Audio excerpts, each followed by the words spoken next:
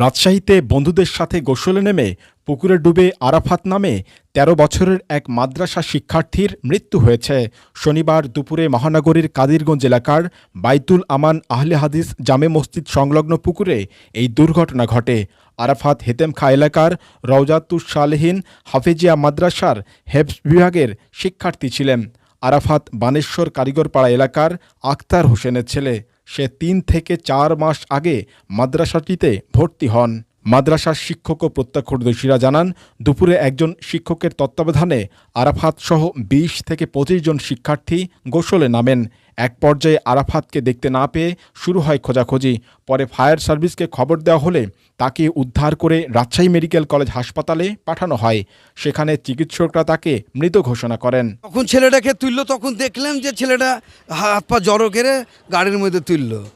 তো ছেলের প্যান্টটা একটু টিপলাম, দেখছি যে কোনো কিছু পানি টানি কিছুই বাড়ালো না।